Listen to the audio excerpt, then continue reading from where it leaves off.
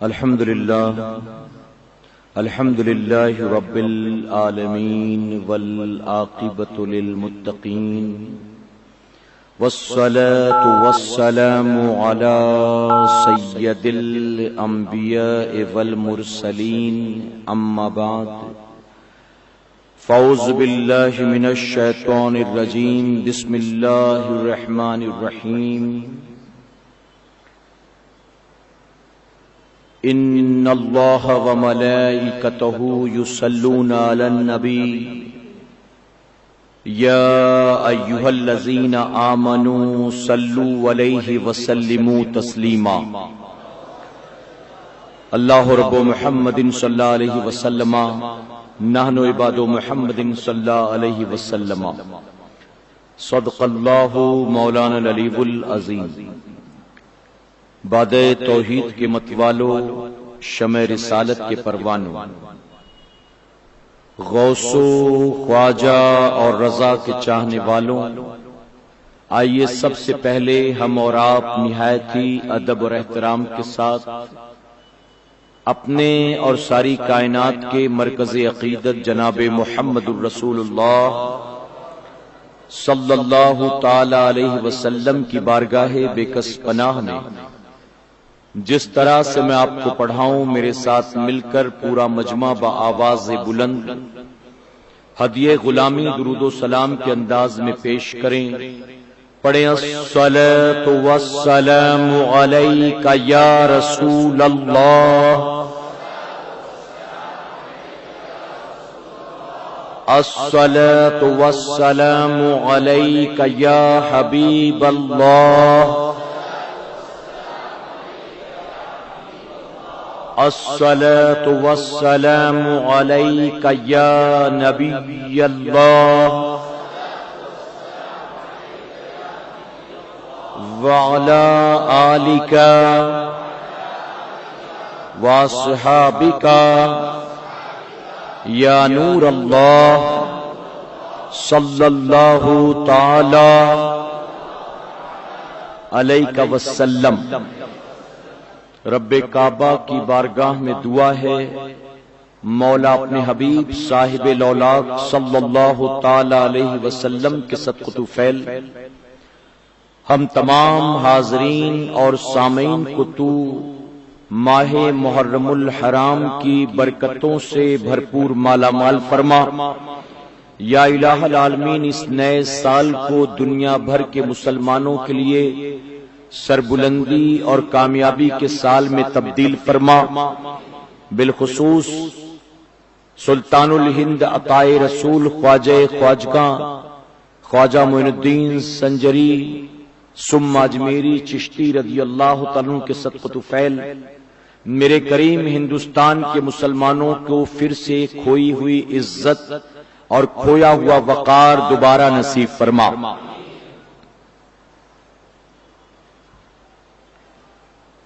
شہیدوں کو تو ہونا چاہیے نازاں شہادت پر، شہیدوں کو تو ہونا چاہیے نازاں شہادت پر، حسین ابن علی تم پر شہادت ناز کرتی ہے۔ اور اے کربلا کی خاک اس احسان کو نہ بھول، اے کربلا کی خاک اس احسان کو نہ بھول، تڑپی ہے تجھ پہ لاش جگر گوشے رسول۔ اور کسی کہنے والے نے بہت خوب کہا، حسین گر نہ شہید ہوتے، حسین گر نہ شہید ہوتے تو آج گھر گھر یزید ہوتے۔ میرے پیارے آقا علیہ الصلوۃ والتسلیم کے پیارے دیوانوں، آج انشاءاللہ میں آپ کے سامنے امام حسین اور آج کا مسلمان اس عنوان پر اپنے شعور کے مطابق کچھ باتیں گوش گزار کروں گا، اس نیت کے ساتھ کہ میری زبان سے نکلنے والے ایک ایک الفاظ پر میرا کریم سب سے پہلے مجھے اور اس کے بعد آپ تمام سامعین کو عمل کی توفیق عطا فرمائے۔ میرے پیارے آقا علیہ الصلوۃ والتسلیم کے پیارے دیوانوں، آپ جانتے ہیں کہ ماہ محرم الحرام سے اسلامی نئے سال کا آغاز ہوتا ہے۔ جیسے ہی آسمان پر محرم کا چاند چمکتا ہے، پوری دنیا میں لوگ اپنے اپنے شعور، اپنی اپنی حیثیت اور اپنی اپنی عقلوں کے مطابق شہدائے کربلا کی بارگاہ میں خراج عقیدت پیش کرتے ہیں۔ کہیں پر ذکر حسین کی محفلیں سجتی ہیں، کہیں پر نظر و نیاز کا اہتمام ہوتا ہے، کہیں قرآن خوانی ہے، کہیں ڈیگے ہیں، کہیں سبیل ہے، کہیں کھچڑا ہے، کہیں شربت ہے، کہیں نوحہ ہے، کہیں مرثیہ ہے، کہیں ماتم ہے، کہیں تعزیہ ہے، کہیں علاوہ ہے، کہیں علم ہے، کہیں نعرہ ہے۔ تو ہر کوئی اپنے اپنے اعتبار سے امام علی مقام کی بارگاہ میں اور شہدائے کربلا کی بارگاہ میں خراج عقیدت پیش کرتا ہے۔ ہمیں اور آپ کو سب سے پہلے اس بات کا خیال رکھنا چاہیے کہ جتنی چیزیں بھی میں نے آپ کو گنائی ہیں، ان میں کون کون سی چیزیں قرآن و سنت کے مطابق ہیں اور کون کون سی چیزیں ہیں جو قرآن و سنت کے خلاف ہیں۔ میرے پیارے آقا علیہ الصلوۃ والتسلیم کے پیارے دیوانوں، بزرگان دین ہوں، انبیاء علیہ الصلوۃ والتسلیم ہوں، صحابہ کرام ہوں، شہداء کرام ہوں، یا ہمارے اور آپ کے عام مرحومین ہوں، اگر ایصال ثواب کے نام پر ہم کوئی کام ایسا کریں جو عین قرآن و سنت کے مطابق ہو، شریعت کے مطابق ہو، تو یقیناً کیے جانے والے اس تمام کام کا ثواب اللہ تبارک و تعالیٰ کرنے والے کو عطا فرمائے گا، اور اس میں جتنے لوگ جڑتے جائیں گے ان سب کو بھی اللہ ثواب دے گا، اور ان سب کے ثواب کا حقدار بھی وہ کام کرنے والا بندہ بن جائے گا۔ لیکن اگر ان تمام کاموں میں کوئی کام ایسا ہو جو قرآن و سنت کے خلاف ہو، شریعت نے جس کی اجازت نہیں دی ہے، تو ظاہر ہے کہ کرنے والا گناہگار ہوگا، اور اس کی وجہ سے جتنے لوگ بھی وہ کام کریں گے ان سب کا گناہ بھی اس آدمی کے نامہ اعمال میں لکھا جائے گا۔ اور صرف یہی نہیں کہ ان کاموں کو کرنے کی بنیاد اس کے نامہ اعمال میں گناہ لکھا جائے گا، بلکہ ممکن ہے کہ انہی کاموں کی وجہ سے کل قیامت کے دن وہ بندہ گرفتار کر لیا جائے، اللہ کی پکڑ میں ہو۔ تو ہمیں اور آپ کو یہ غور کرنا چاہیے کہ کون کون سی چیزیں ہیں جس کی شریعت نے اجازت دی ہے۔ ذکر حسین کی محفل ہم منعقد کرتے ہیں، اس میں شروع سے آخر تک ہمیں کوئی کام قرآن و سنت کے خلاف نظر نہیں آتا ہے۔ نیاز تقسیم ہو وہ بھی صحیح ہے، سبیلیں لگتی ہیں، لوگ پانی پیتے ہیں، یہ بھی صحیح ہے، شربت تقسیم کیا جاتا ہے، یہ بھی صحیح ہے، کھچڑا بنایا جاتا ہے، لوگوں کو جمع کر کے کھلایا جاتا ہے، یہ بھی صحیح ہے،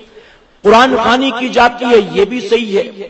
امام حسین کے نام کے نعرے لگائے جاتے ہیں، یہ بھی صحیح ہے۔ لیکن اب اس کے علاوہ باقی جتنی چیزیں، نوحہ ہو، مرثیہ ہو، ماتم ہو، علاوہ ہو، تعزیہ داری ہو، میلہ ہو، غبارے ہو، حلوہ پراٹھا ہو، مرد عورتوں کی خلط ملط ہو، عورتوں کو سجا دجا کر تعزیہ دکھانے لے جایا جائے، لپسٹک لگا کر، چہرے پر کریم پاؤڈر مل کر، پھر وہاں لے جائیں ذکر حسین کے نام پر میلے میں، اور پھر وہاں غبارے دلائیں، مٹھائیاں خریدیں، کھلونے خریدیں۔ میرے پیارے آقا علیہ الصلوۃ والتسلیم کے پیارے دیوانوں، تو ان تمام چیزوں میں ہمیں کوئی کام جو ہے قرآن و سنت کے مطابق نظر نہیں آتا۔ اور اگر اپنی کتابوں کا مطالعہ کریں، اکابرین کے کتابوں کا مطالعہ کریں، تو آپ کو پتا چلے گا کہ انہوں نے فیصلہ فرما دیا ہے کہ ہمیں کیا کچھ کرنا چاہیے اور کن چیزوں سے ہمیں اور آپ کو بچنا چاہیے۔ لیکن میں بہت معذرت کے ساتھ کہوں گا، آج لوگ محبت اہل بیت کے نام پر وہ کچھ کام بھی کر جایا کرتے ہیں کہ جس کو شریعت نے سختی سے منع فرمایا ہے۔ میرے پیارے آقا علیہ الصلوۃ والتسلیم کے پیارے دیوانوں، کیا آپ نے کسی اہل سنت والجماعت کے عالم سے یہ سنا ہے یا آپ نے پڑھا ہے ان کی کتابوں میں کہ جس طرح سے آج تعزیہ داری کی جاتی ہے اس طرح کی تعزیہ داری کی انہوں نے اجازت دی ہو؟ ارے اعلیٰ حضرت عظیم البرکت الشاہ امام احمد رضا خان فاضل بریلوی رضی اللہ عنہ جب آپ سے پوچھا گیا اس کے تعلق سے کہ تعزیہ دیکھنے جانا کیسا، تو میرے امام نے فرمایا کہ تعزیہ دیکھنے جانا تو دور کی بات ہے، اگر سامنے سے گزر رہا ہو تو اپنی نگاہوں کو پھیر لیا کرو۔ یہ فیصلہ ہمارے امام کا ہے۔ یہ بات اور ہے کہ ہم اور آپ اس پر عمل کرتے ہوئے نظر نہیں آتے۔ مجھے غیرت آتی کہتے ہوئے کہ آج اہل بیت کی محبتوں کے جھوٹے دعوے دار جتنے بھی خرافات کے کام کرتے ہیں، ان کے ساتھ کاندھے سے کاندھا ملا کر ہماری قوم کے بہت سارے نوجوان بھی وہ سارے کام کرتے ہوئے نظر آتے ہیں۔ میرے پیارے آقا علیہ الصلوۃ والتسلیم کے پیروانوں، ہم نے ذکر حسین کی محفل کو، ہم نے شہدائے کربلا کے نام پر سجنے والی محفل کو آج کے ترقی یافتہ دور میں محض ایک رسم و رواج بنا کر رکھ لیا۔ ہم نے اس کی اصل روحانیت کو سمجھنے کی کوشش نہیں کی، ہم نے گہرائی میں اتر کر یہ جاننے کی کوشش نہیں کی کہ میدان کربلا میں جو امام عالی مقام نے قربانیاں دی تھیں، ان قربانیوں کا اصل مقصد کیا تھا۔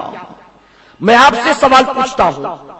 امام حسین کی قربانی کیا اس لیے تھی کہ قیامت تک جب بھی محرم کا مہینہ آئے میرے نام پر محفلیں سجائی جائے؟ کیا میرے امام نے قربانی اس لیے دی تھی؟ کیا امام حسین کی قربانی اس لیے تھی کہ جب بھی محرم کا مہینہ آئے میرے نام پر چندے وصولے جائیں، میرے نام پر علم بٹھایا جائے، تعزیہ اٹھایا جائے، ڈھول بجایا جائے، تاشے بجائے جائیں، میلے بجائے جائیں، مرد عورت کی خلط ملط ہو، کہیں کھچڑا پک رہا ہو، کہیں شربت بن رہا ہو؟ کیا امام حسین نے میدان کربلا میں جو قربانی دی تھی وہ قربانی اسی مقصد کے لیے تھی کہ قیامت تک میرا نام اونچا ہو جائے، میرے چرچے ہو، میرا ذکر ہو، میرے نام پر لاکھوں کے چندے وصولے جائیں، میرے نام پر مجمع اکٹھا کیا جائے؟ نہیں، میرے امام نے اگر کربلا میں قربانی دی تھی، ہمیں ماننا پڑے گا امام حسین نے قربانی اپنے نام کو اونچا کرنے کے لیے نہیں دیا تھا، بلکہ اپنے نانا کے دین کے جھنڈے کو اونچا کرنے کے لیے دیا تھا۔ میرے نام کا علم اٹھاؤ اس لیے حسین کی قربانی نہیں تھی، بلکہ میرے نانا کے دین کا پرچم بلند ہو جائے۔ میرے پیارے آقا علیہ الصلوۃ والتسلیم کے پیروانوں، آج ہماری اور آپ کی بدعمالیوں کا نتیجہ ہم امام حسین کی محبتوں کا دعویٰ کرتے ہیں، لیکن گریبان میں جھانک کر دیکھے تو پتا چلے گا ہم دور دور تک امام حسین کے نقش قدم پر نہیں۔ میں اپنی قوم کے نوجوانوں سے مخاطب اور میں ان سے پوچھنا چاہتا ہوں، حسین کی محبتوں کے دعوے دار، تیری زندگی میں کون سا عمل ہے جو امام حسین کی طرح؟ ہم 1 محرم سے لے کر 10، 11، 12 محرم تک امام حسین کے چاہنے والے بن جاتے ہیں، اور اس کے بعد باقی پورے سال بھر اگر ہم اپنی صبح دیکھیں، شام دیکھیں، دن دیکھیں، رات دیکھیں، اخلاق دیکھیں، کردار دیکھیں، معاملات دیکھیں، اٹھنا دیکھیں، بیٹھنا دیکھیں، چلنا پھرنا دیکھیں، اپنا رویہ دیکھیں، اپنا نیچر دیکھیں، اپنا کیریکٹر دیکھیں، تو ہمیں معذرت کے ساتھ کہنا پڑتا ہے ہم زبان سے دعویٰ کرتے حسینی ہونے کا، لیکن زندگی کے ایک لمحے ہم وہی سب کر رہے ہیں جو امام حسین کا دشمن یزید پلید کر رہا تھا۔ میرے پیارے آقا علیہ الصلوۃ والتسلیم کے پیروانوں، امام عالی مقام نے یزید کی بیعت نہیں کی، اپنا سب کچھ قربان کر دیا، لیکن ایک فاسق کو فاجر کے ہاتھ میں ہاتھ نہیں دیا۔ کیا وجہ تھی؟ آج کا غیر مقلد کہتا ہے، ذاکر نائک جیسی گندی ذہنیت رکھنے والا شخص کہتا کہ حسین نے اگر بیعت کر لی ہوتی تو ننھے علی اصغر کے حلقون پر تیر نہ چلتا، حسین نے بیعت کر لی ہوتی حضرت زینب کی چادر کو چھینا نہ جاتا، حسین نے بیعت کر لی ہوتی ننھی سکینہ کی بالیاں چھینی نہ جاتی، حسین نے بیعت کر لی ہوتی قاسم کی جوانی بچی رہتی، ننھے علی اصغر کو، نوجوان علی اکبر کو قربانی نہ دینی پڑتی، امام زین العابدین کے پیروں میں بیڑیاں نہ ڈالی جاتی، عباس علمبردار کے بازو نہ کاٹے جاتے، حور کو اپنی جان لٹانی نہ پڑتی۔ اگر حسین نے بیعت کر لی ہوتی تو کربلا میں جو کچھ ہوا وہ سب نہ ہوتا۔ اے سرکار مدینہ کے پیروانوں، ہم کہتے ہاں امام حسین نے اگر یزید کی بیعت کر لی ہوتی تو کربلا میں جو کچھ ہوا تھا وہ سب نہ ہوتا، لیکن اسلام کا چہرہ جیسے آج نظر آتا ہے وہ چہرہ ایسا نظر نہ آتا، بلکہ امام حسین نے اپنے گھر والوں کو بچانے کے لیے، اپنے بھتیجوں بھانجوں کو بچانے کے لیے، اپنے ننھے لختے جگر کو بچانے کے لیے، ننھی سکینہ کی بالیوں کو بچانے کے لیے، اپنے خیمے کو لٹنے سے بچانے کے لیے، اپنی جان کو بچانے کے لیے اگر یزید کے ہاتھ پر ہاتھ دے دیا ہوتا تو جانتے ہو اس یزید کے بعد آج تک ہر وقت یزید پیدا ہوتے رہتے اور مسلسل ایک یزیدیوں کا تاتا لگا ہوتا، اور ہر آنے والا نیا یزید دین کے اندر خلط ملط کی کوشش کرتا، ہر آدمی اپنی طبیعت کو شریعت پر فوقیت دیتا، شریعت پر اہمیت دیتا، ہر آدمی اپنی طبیعت کا انٹرفیئر شریعت کے اندر داخل کر دیتا۔ اسی لیے امام حسین نے حضور اکرم صلی اللہ علیہ وسلم کے پردہ کرنے کے بعد جب پہلا یزید کھڑا ہوا تو اس کے مقابلے میں آ گئے، اور مقابلے میں آ کر کربلا کے میدان میں اپنا سب کچھ لٹا کر بتا دیا کہ جب بھی یزیدی آئیں گے شریعت کے مقابلے میں حسین جیسے جیالے شریعت کی حفاظت کے لیے اپنا سب کچھ تو لٹا سکتے ہیں، اور حسین نے کربلا میں اپنی گردن کو کٹا کے بتا دیا یزید جیسے فاسق و فاجر کے ہاتھ میں ہاتھ دینا تو درکنار، حسین اپنا سر تو دے سکتا ہے لیکن حسین اپنا ہاتھ کبھی فاسق و فاجر کے ہاتھ میں نہیں دے سکتا۔ اسی لیے کہنے والے نے کہا یہ حسین گر نہ شہید ہوتے، حسین گر نہ شہید ہوتے تو آج گھر گھر یزید ہوتے۔ میں کہتا ہوں امام حسین نے قربانی نہ دی ہوتی تو آج ہماری مسجد کا امام بھی داڑھی منڈا ہوتا، امام حسین نے قربانی نہ دی ہوتی تو ہماری مسجد کا امام بھی شرابی ہوتا، حسین نے قربانی نہ دی ہوتی ہماری مسجد کا امام بھی زانی ہوتا، جواری ہوتا، فاسق و فاجر ہوتا۔ اگر کوئی مقتدی اپنے امام کا گریبان پکڑ کر کہتا آپ مسجد کے امام ہو، آپ کو غیرت نہیں آتی، مقتدیوں میں کتنے ہیں جو داڑھی والے ہیں، آپ داڑھی منڈاتے ہو، آپ امام ہو جھوٹ بولتے ہو، آپ امام ہو شراب پیتے ہو، آپ امام ہو جوئے کے اڈے چلاتے ہو، آپ امام ہو زنا کرتے ہو، تو وہ امام آگے بڑھ کر مقتدی کے گالوں پر تماچے رکھ دیتا اور کہتا تو حسین سے زیادہ دین جاننے والا ہے، تو حسین سے زیادہ متقی پرہیزگار ہے، تو حسین سے زیادہ دین سے محبت کرنے والا ہے۔ جب حسین نے یزید جیسے فاسق و فاجر کے ہاتھ پر اپنا ہاتھ دے دیا، خلافت بھی تسلیم کر لی، امامت بھی تسلیم کر لی، تو مجھے امام کیوں نہیں مانتا؟ اے مسلمانوں، امام حسین نے کربلا میں قربانی دے کر قیامت تک کے لیے اس برائی کے دروازے کو بند کر دیا۔ اور اسی لیے ہم کہتے ہیں آج مسجدیں صحیح سلامت، آج محراب و منبر صحیح سلامت، آج مینار و گنبد صحیح سلامت، تو امام حسین کی قربانی کا نتیجہ ہے۔ آج چہروں پر داڑیاں ہیں، پیشانیوں میں سجدے ہیں، تو امام حسین کی قربانی ہے۔ آج زندگیوں میں شرم حیا باقی ہے تو امام حسین کی قربانی ہے۔ آج اپنی بیوی اور بیٹی کو لے کر نکلتے ہو تو پردے کے ساتھ لے کر نکلتے ہو، امام حسین کی قربانی ہے۔ اگر اس ایک یزید پلیت کے سامنے امام حسین یہ قربانیاں نہ دیتے تو اے مسلمانوں ایک یزیدیوں کا تاتا لگ جاتا، اور اس یزید کے بعد آج بھی یزید پیدا ہوتے رہتے اور پھر ان کا مقابلہ کرنے کی کوئی جرت نہ کرتا۔ اس یزید کا مقابلہ کر کے امام حسین نے قیامت تک آنے والے حسینیوں کو حوصلے عطا کر دیے۔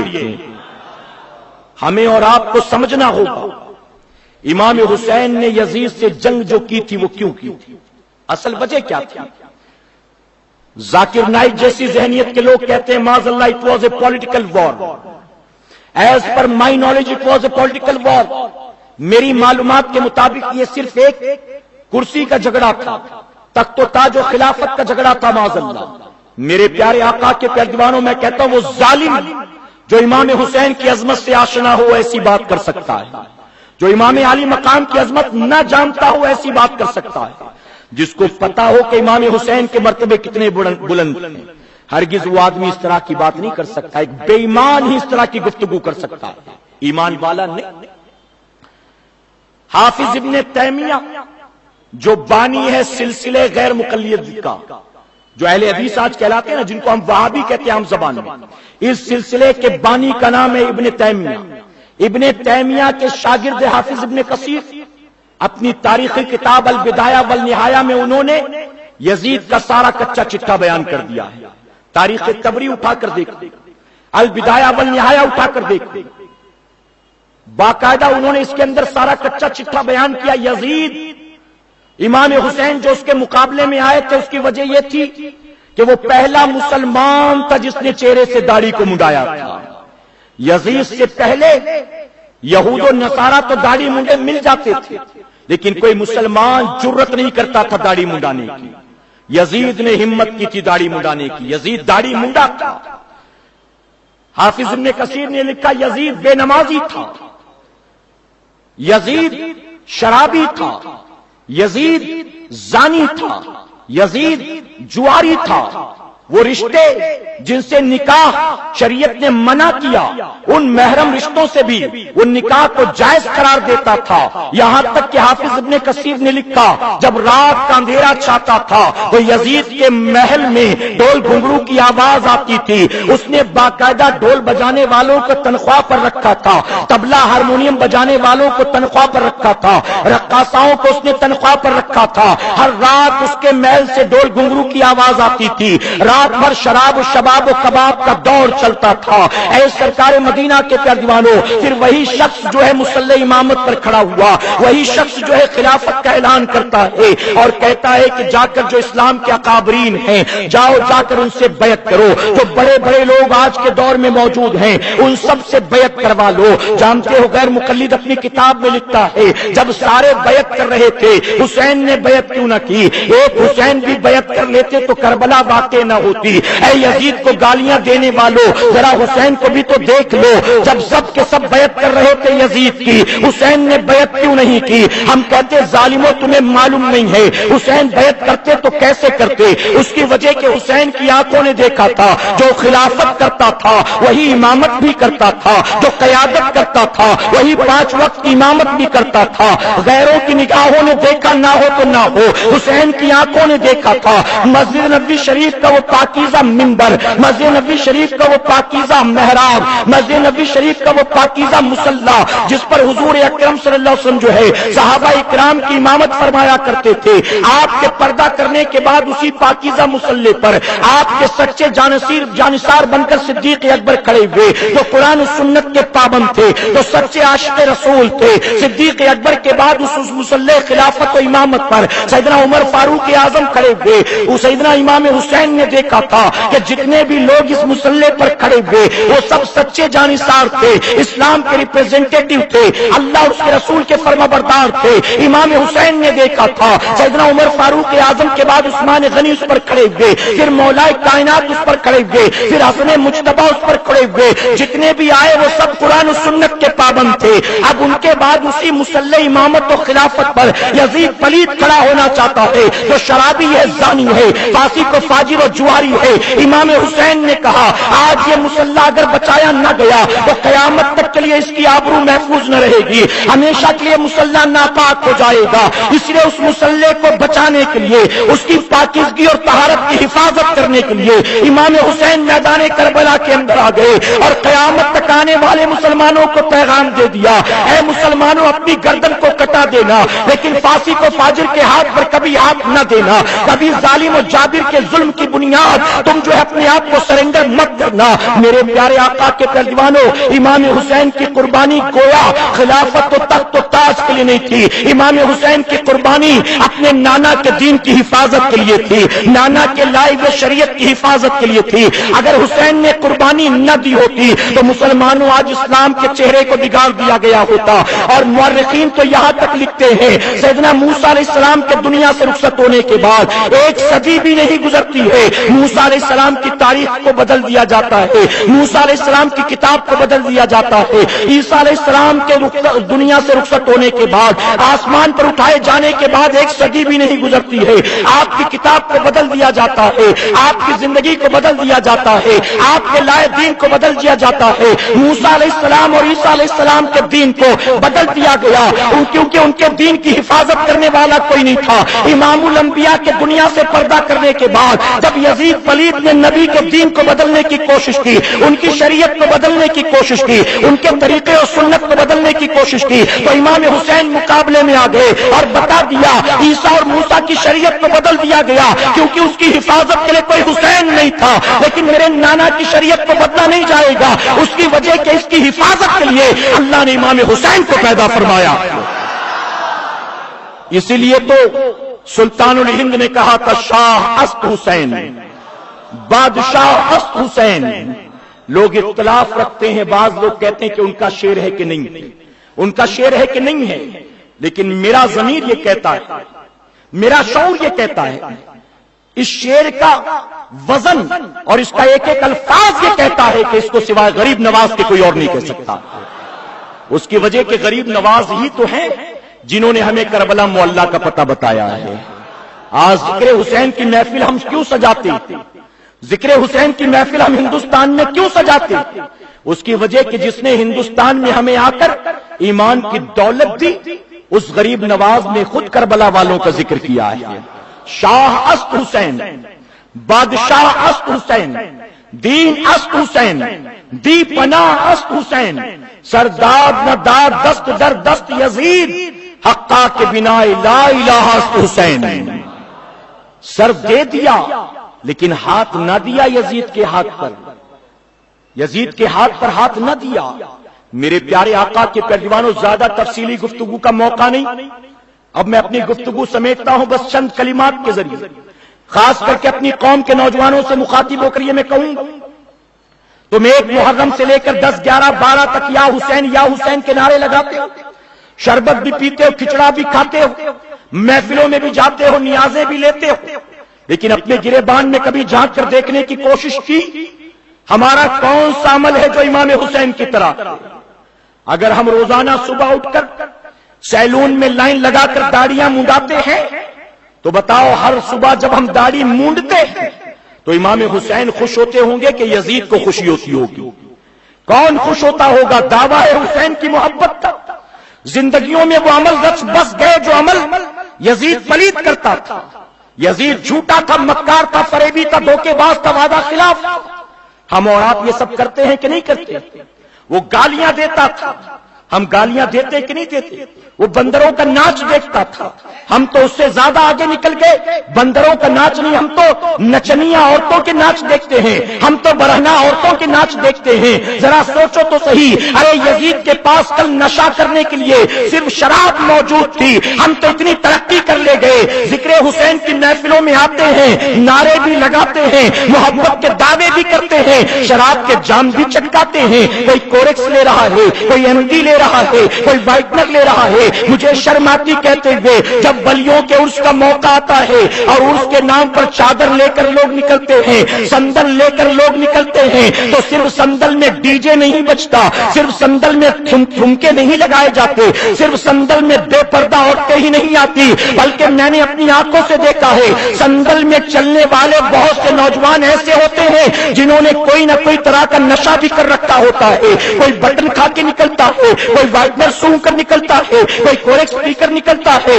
کس منہ سے اپنے آپ کو حسینی کہلاتے ہو؟ ہم نے سمجھا حسینی بننا بڑا سستا سودا ہے، شربت پی لو حسینی بن جاؤ گے، کھچڑا کھا لو حسینی بن جاؤ گے، اتنا سستا سودا نہیں ہے حسینی بننا۔ اگر واقعی امام پاک سے محبت ہے تو ہمیں یہ فیصلہ کرنا پڑے گا، ہمیں اپنی زندگی کو یزید کے راستے پر نہیں چلانا، ہمیں اپنی زندگی کو چلانا ہے تو امام پاک کے راستے پر چلانا۔ 10 محرم کی رات تھی،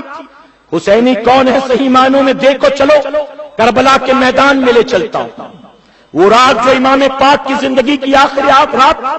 جسے شب عاشورہ کہتے ہیں، اس رات کا منظر میں آپ کو دکھاتا ہوں۔ صرف شربت کھچڑے کھا پی کر حسینی بن جاؤ گے، اتنا سستا ہے؟ کون ہے حسینی دیکھو کربلا کے میدان میں۔ امام علی مقام 10 محرم کی رات میدان کربل میں سناٹا چھایا، خیموں میں دیے جل رہے، امام حسین اپنے ساتھیوں کے خیمے میں تشریف لاتے، سب کو جمع کیا، جمع کرنے کے بعد آپ فرماتے ہیں تم سب نے اب تک میرے لیے جو کچھ بھی کیا میں تمہارے ہر کام سے راضی ہوں، میں گواہی دیتا ہوں کہ قیامت کے دن نانا کی بارگاہ میں سفارش کروں گا کہ نانا تم سب کو حوض کوثر کا جام پلائیں، نانا تمہاری شفاعت کرائیں، تم سب میری وجہ سے بھوکے پیاسے ہو، تمہاری قربانیوں کو سلام کرتا ہوں، لیکن اب میں تم سے یہ درخواست کرتا ہوں کہ تم سب اب واپس چلے جاؤ، جو کچھ تم نے کرنا تھا کر لیا، اب تم واپس چلے جاؤ، میں تم سے راضی ہوں، یزید کی دشمنی تم سے نہیں مجھ سے، اگر تم میرے ساتھ یہاں موجود رہو گے، کل صبح تیر تلوار کی بارش ہوگی تو میری وجہ سے تم بھی اس کی زد میں آ جاؤ گے، تمہیں اپنی جانیں دینی پڑیں گی، اسی لیے تم اپنے اپنے گھر واپس چلے جاؤ، میں تم سب کو اجازت دیتا ہوں۔ سناٹا چھایا تھا، کہیں سے کوئی آواز نہیں آتی۔ امام عالی مقام نے فرمایا میں جانتا میرا چہرہ تمہاری آنکھوں کے سامنے ہے، اس لیے تم نہیں جا پا رہے، میرے چہرے نے تمہارے پیروں میں جنزیریں ڈال دی اس لیے تم نہیں جا پا۔ میں کام کرتا ہوں، اس خیمے میں جلتے ہوئے چراغ کی لو کو دھیما کر دیتا ہوں، میں تھوڑی دیر کے لیے خیمے میں اندھیرا کر دیتا ہوں، تم اندھیرے کا فائدہ اٹھا کر چلے جاؤ، اور میں کہتا ہوں مجھے تم سے کوئی شکایت نہیں، چلے جاؤ تاکہ تمہاری جانیں محفوظ رہیں، جاؤ۔ یہ کہہ کر میرے امام نے خیمے میں جلتے ہوئے چراغ کی لو کو دھیما کر دیا۔ تھوڑی دیر گزرتی، کچھ دیر کے بعد امام حسین نے پھر خیمے کی لو کو اونچا کیا، بڑھایا آپ نے۔ جب روشنی پھیلی خیمے میں تو امام عالی مقام دیکھ کر حیران رہ گئے۔ لو کو دھیما کرنے سے پہلے آپ کا غلام جہاں جو کھڑا تھا 1 انچ بھی کوئی آگے پیچھے نہیں ہلاتا، سب کے سب وہیں پر موجود تھے۔ امام حسین فرماتے تم جاتے کیوں نہیں ہو؟ کیا تمہیں اپنی جانوں سے محبت نہیں؟ کیا تمہیں اپنے بیوی بچوں سے پیار نہیں؟ کیوں اپنی بیویوں کو بیوہ بنانا چاہتے ہو؟ کیوں اپنے ماں باپ کا گود اجاڑنا چاہتے ہو؟ کیوں خامخواہ میں اپنے بچوں کو یتیم بنانا چاہتے ہو؟ جاؤ، میں کہتا ہوں تم جاؤ گے تو سلامت رہو گے، تمہارا گھر سلامت رہے گا، بیوی بچے خوش ہوں گے، میں تم سے راضی ہوں، مجھے کوئی شکایت نہیں، میں قیامت میں نانا کی بارگاہ میں سفارش کروں گا۔ تو تمام غلاموں نے ایک زبان ہو کر کہا تھا امام پاک آپ نے سوچ کیسے لیا کہ ہم آپ کو یہاں تنہا چھوڑ کر واپس چلے جائیں گے؟ آپ کے ذہن میں یہ خیال آیا کیسے؟ ہم اگر مکے اور مدینے سے آپ کے ساتھ چلے تھے تو کربلا میں آپ کو ہم پہنچانے نہیں آئے تھے، بلکہ کربلا میں آپ کو جب آئے تھے تو ہم آپ کے ساتھ مل کر آپ کے نانا کے دین کی حفاظت کے لیے آپ کے قدموں پر اپنی جانوں کو قربان کرنے کے لیے آئے تھے۔ ہاں اے امام پاک سن لیں، ہمیں جانیں بھی پیاری، بیوی بچے بھی پیارے ہیں، ماں باپ بھی پیارے ہیں، گھر بار بھی پیارا ہے، لیکن یہ بھی سن لیں ہمیں نبی کے دین سے پیارا کچھ بھی نہیں ہے۔ یہ کیسے ہو سکتا ہے آپ اس دین کی حفاظت کے لیے اپنی جان قربان کریں اور ہم اپنی جانوں کی محبت میں واپس چلے جائیں؟ اے امام گواہ ہو جائیں، جب تک ہمارے جسم کے اندر روح موجود ہے، جب تک ہماری رگوں میں خون دوڑتا رہے گا، کل جب صبح کا سویرا نمودار ہوگا، آسمان پر سورج چمکے گا، یزیدی تیر تلوار چلائیں گے تو دنیا دیکھے گی، جب تک ہماری جسموں میں روح موجود ہوگی ہم آپ کے جسم پر آنچ نہیں آنے دیں گے، سب سے پہلے ایک ایک کر کے ہم اپنی جانیں لٹائیں گے اور پھر جا کر آپ کو یزید کے سامنے کھڑا ہونے دیں گے۔ اور تاریخ گواہ ہے مسلمانوں، امام عالی مقام سب سے آخر میں شہید ہوئے ہیں۔ یزیدی یہی تو کہہ رہے تھے جب ایک ایک لاشا گر رہا تھا تو یزیدی کہہ رہے تھے یہ تو غلام تھا، حسین کو احساس نہیں ہوگا درد کا، یہ تو مرید تھا، حسین کو احساس نہیں ہوگا، مارو ایک ایک کر کے مارو، جب ان کے بھائیوں کا نمبر آئے گا تب ان کو پتا چلے گا، جب بھتیجوں بھانجوں کا نمبر آئے گا تب پتا چلے گا، جب حسین کے بیٹوں کا نمبر آئے گا تب پتا چلے گا۔ یہ تو پرائے لوگ تھے، حسین کو شاید درد نہ ہو ان کا، جب گھر کی باری آئے گی تو پتا چل جائے گا۔ اور میرے امام نے اپنا 6 مہینے کا بیٹا بھی پیش کر دیا کہ ظالموں تم مجھے تانا دیتے ہو کہ حسین اس حکمراں کا نام نہیں ہے جو لوگوں کے کٹے ہوئے سروں پر اپنا مینار تعمیر کرتا ہے، حسین اس وقت کے بادشاہ کا اقتدار پسند کا نام نہیں ہے جو اپنی کرسی اور ووٹ کے چکر میں دنگے فساد کرا کے بستیاں اجاڑتا ہے، لوگوں کو گھروں میں آگ لگواتا ہے۔ حسین اس وقت کے تخت و تاج کے لالچی کا نام نہیں ہے، بلکہ حسین کربلا کے میدان میں لوگوں کی جانیں لٹانے کے لیے نہیں آیا، بلکہ حسین اپنا کنبہ لٹا کر اپنے نانا کے دین کو بچانے کے لیے آیا۔ اے مسلمانوں ہمیں بھی ویسا حسینی بننا ہے، کہیں انشاءاللہ۔ ہمیں صرف کھانے پینے والا زبانی جمع خرچ کرنے والا حسینی نہیں بننا، مجھے غیرت آتی۔ کھچڑے کی دیگیں رات بھر بنتی ہیں، نہ عشاء کی توفیق ہوتی ہے نہ فجر کی توفیق ہوتی ہے۔ جب فجر کی اذان ہوتی ہے تو گھروں سے چند بوڑھے نکلتے ہیں مسجدوں کی طرف نماز کے لیے، اور جو جوان کیرم لے کر بیٹھے ہوتے ہیں کھچڑے کے دیگ کے بغل میں، ان کو لگتا ہے کہ بوڑھوں کو جنت میں جانے کے لیے سجدوں کی ضرورت ہے، ہم تو کھچڑے کی دیگوں میں بیٹھ کر جنت میں جائیں گے، ہم تو شربت کے ڈرم میں بیٹھ کر جنت میں جائیں گے، ہمارے لیے تو یہی کافی ہے۔ ہمیں سجدے کرنے کی ضرورت نہیں، رات بھر کیرم کھیل رہے ہیں، بیڈمنٹن کا دور چل رہا ہے، یہاں کچڑا بن رہا ہے اور بغل میں بیٹھ کر حقہ پیا جا رہا ہے رات بھر، نہ نماز عشاء ہے نہ نماز فجر میں۔ کہتا ہوں ظالموں، حسین کی قربانی کھچڑے کے لیے تھی، حسین کی قربانی شربت کے لیے تھی، حسین کی قربانی تعزیے کے لیے تھی۔ ارے امام حسین نے جس کے لیے قربانی دی، آج تو نے خود اس کو فراموش کر دیا۔ امام حسین کی قربانی کھچڑے شربت کو بچانے کے لیے نہیں تھی، اللہ کے سجدوں کی حفاظت کے لیے تھی۔ تو سوائے جمعہ کی 2 رکعت کے پورے ہفتے نماز نہیں پڑھتا، خود اپنے گریبان میں جھانک کر دیکھ، جب فجر کی نماز کا وقت ہوتا ہے تو یزید کی طرح اپنے گھر پر بستر پر پیر پسارے سویا رہتا ہے۔ کس منہ سے کہتا ہے میں حسینی ہوں، میں حسینی ہوں؟ میں کہتا ہوں اپنے آپ کو بدلو۔ اگر ہم اور آپ سب اپنے آپ کو بدل کر اپنے آپ کو امام حسین کے راستے پر چلائیں گے، ہمیں دعویٰ کرنے کی ضرورت نہیں کہ ہم حسینی ہیں۔ کل قیامت میں امام حسین خود ہمارا ہاتھ پکڑیں گے، نانا کی بارگاہ میں پیش کریں گے اور کہیں گے نانا اس کو حوض کوثر کا جام بھی پلاؤ، اپنی چادر کا سایہ بھی دو، اس کو شفاعت کا تاج بھی دو، اے نانا اس کی شفاعت کراؤ کہ یہ صرف زبانی جمع خرچ والا نہیں، حقیقت میں مجھ سے محبت کرنے والا۔ تو ہمیں بدلنا ہے کہ انشاءاللہ یزید کے راستے پر چلو گے تو کامیابی نہیں ملنا، کامیابی چاہتے ہو تو حسین کا راستہ اپنانا ہوگا کہ انشاءاللہ۔ یزید نے جس کے لیے سب کچھ کیا، کیا بتاؤ اس کے ہاتھ وہ لگا؟ اس کے ہاتھ وہ لگا؟ آج دنیا کے نقشے پر تلاش کرو، یزید کی آرام گاہ، یزید کا محل، یزید کا خزانہ تو دور کی بات، یزید کی قبر کا نام و نشان بھی آپ کو کہیں نہیں ملے گا۔ گوگل میپ پر سرچ کرو، یزید کی قبر کا نشان بھی نہیں ملے گا۔ اور امام پاک جنہوں نے سب کچھ لٹا دیا، ان کا گنبد کل بھی چمک رہا تھا اور آج بھی چمک رہا ہے۔ یزید کی قبر کا نام و نشان مٹ گیا، نہ کوئی فاتحہ پڑھنے والا، نہ چراغ جلانے والا، نہ بخشش کی دعائیں مانگنے والا، لیکن امام پاک جنہوں نے سب کچھ کربلا میں لٹا دیا، ان کی بارگاہ میں ذرا دیکھو، دن کا اجالا ہو رات کا اندھیرا ہو، ہر وقت منگتوں کا تاتا لگا رہتا ہے۔ جس کے پاس سب تھا اس کی قبر کا نام و نشان مٹ گیا، اور جو کربلا میں 3 دن بھوکا پیاسا تڑپا کر شہید کیا گیا، آج اس کی چوکھٹ پر لوگ بھکاری بن کر لگے ہوئے نظر آتے ہیں۔ تو ہمیں ان کے راستے پر چلنا ہے کہ انشاءاللہ اللہ اپنے محبوب پاک کے صدقے ہم سب کو کہنے سننے سے زیادہ عمل کی توفیق عطا فرمائے۔ درمیانی گفتگو مجھ سے جانے انجانے میں کوئی غلطی خامی رہ گئی، آپ سب کو گواہ بنا کر سچے دل سے توبہ کرتا ہوں۔ رب میری توبہ قبول فرمائے اور ہماری اس محفل پاک کو قیامت میں ہمارے لیے، ہمارے والدین کے لیے بخشش اور نجات کا ذریعہ بنائے۔ وما علینا الا البلاغ۔ السلام علیکم۔ سامعین حضرات، ابھی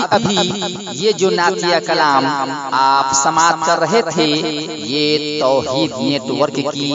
جانب سے سنایا جا رہا تھا۔ آپ بھی اپنے شہر کے جلسے ریکارڈنگ کرانے کے لیے رابطہ قائم کریں۔ توحید نیٹ ورک، موبائل نمبر 9967825448